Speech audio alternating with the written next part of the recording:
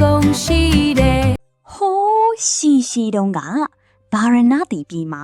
တိုင်းပြည်ရဲ့စက်တရေဆောင်ဖြစ်တဲ့တော်ဝင်စင်မင်းကြီးတစီရှိတယ်။စင်မင်းကြီးဟာနန်းတော်တွေကတိတ်ကိုလှပတဲ့စင်တင်းကုတ်ကြီးထဲမှာနီးထိုင်ရပြီးနေ့တိုင်းအရာသာရှိတဲ့အစားအစာတွေကိုစားသုံးရတယ်။ဒါပေမဲ့စင်မင်းကြီးမှာအတူတူစော့ကစားမဲ့တငီကြီးမရှိလို့တခါတလေအထီးကျန်နေတတ်တယ်။တနေ့တော့စင်တင်းကုတ်နားကိုအယမ်းဖိုက်စာနေတဲ့လမ်းဘေးခွေးပိန်လေးတစ်ကောင်ရောက်လာခဲ့တယ်။ခွေးလေးဟာစင်မင်းကြီးစားပြီးကြံခဲ့တဲ့စားစရာလေးတွေကိုကြောက်နဲ့လာကောက်စားရှာတယ်။စင်မင်းကြီးဟာ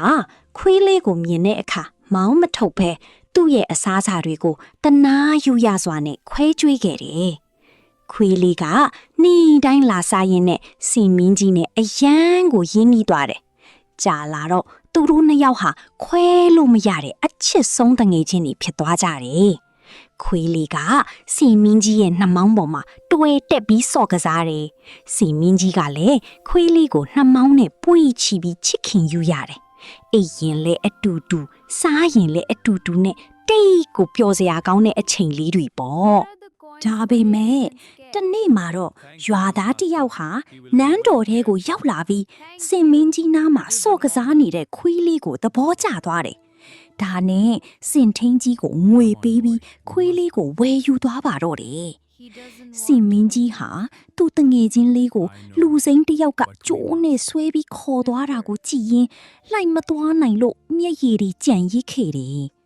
ခွေးလေးကလည်းနောက်ကိုလှိကြည့်နဲ့ငိုယိုပြီးပါသွားရှာတယ်။အဲ့ဒီနေ့ကစပြီးသူတို့တငယ်ချင်းနှစ်ယောက်အဝေးကြီးကိုကွဲကွာသွားခဲ့ကြတယ်။ခွေးလေးမရှိတော့တဲ့အချိန်ကစပြီးစင်မင်းကြီးဟာအစာလည်းမစားတော့ဘူးရေလည်းမတောက်တော့ဘူးရေချိုးဖို့ခေါ်တော့လည်းမလိုက်ပဲနေ့တိုင်းဝမ်းနေပူဆိုးနေတယ်။စင်မင်းကြီးပိန်ချုံပြီးအားပြက်လာတာကိုဘရင်ကြီးသိသွားတဲ့အခါပညာရှိအမတ်ကြီးကိုတွားရောက်စစ်ဆေးခိုင်းတယ်။ပညာရှိအမတ်ကြီးဟာစင်မင်းကြီးကိုတီးတီးခြားခြားစစ်ဆေးကြည့်တဲ့အခါယောဂဝေဒနာဖားမှမရှိတာကိုတွေ့ရတယ်။ဒီစင်မင်းကြီးဟာယောဂဖြစ်နေတာမဟုတ်ဘူး။သူ့ရဲ့အချစ်ဆုံးတငယ်ချင်းတယောက်နဲ့ခွေးခွာလိုက်ရလို့စိတ်ဆင်းရဲနေတာဖြစ်ရမယ်လို့အမတ်ကြီးကမှန်ကန်စွာတွေးမိသွားတယ်။အမတ်ကြီးကစင်ထင်းကိုမေးမြန်းတဲ့အခါခွေးလေးကိုရောင်းစားလိုက်တဲ့အကြောင်းသိသွားတယ်။ဘရင်ကြီးကိုလှောက်တင်ပြီးတဲ့နောက်ဘရင်ကြီးကငါရဲ့စင်မင်းကြီးနဲ့စော့ကစားနေတဲ့ခွေးလေးကိုချက်ချင်းပြန်လွတ်ပေးစီလို့အမိန့်ထုတ်လိုက်တယ်။ရွာသားလေးကြောက်လန့်ပြီးခွေးလေးကိုကျိုးဖြုတ်ပေးလိုက်တာပေါ့။ကျိုးလွတ်သွားတာနဲ့ခွေးလေးဟာနန်းတော်စီကိုအမြန်ဆုံးပြေးလာခဲ့တယ်။စင်မင်းကြီးဟာခွေးလေးရဲ့ဟောင်တန်ကိုအဝေးကနေကြားလိုက်တာနဲ့ဝမ်းသာအားရအတန်ကြီးထွက်ပြီးစီးကြိုပါတော့တယ်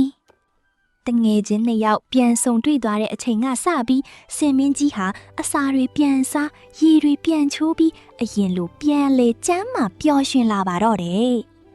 ကဲတငယ်ချင်းတို့ရေမေတ္တာတရားနဲ့တန်ရောစင်ဆိုတာအရွယ်အစားအမျိုးအစားတွေနဲ့မဆိုင်ဘူးနော်တရိษံလေးတွေတောင်တဦးနဲ့တဦးဒီလောက်ချစ်ခင်ကြရင်တာမီတို့လေကိုတငယ်ချင်းတွေကိုပတ်ဝန်းကျင်ကလူတွေကိုမေတ္တာထားပြီးချစ်ခင်နေထိုင်ရမယ်နော်နောက်နေ့မှာအစ်တော့ပုံပြင်လေးတွေနဲ့ပြန်လာခဲ့ပါမယ်တတာ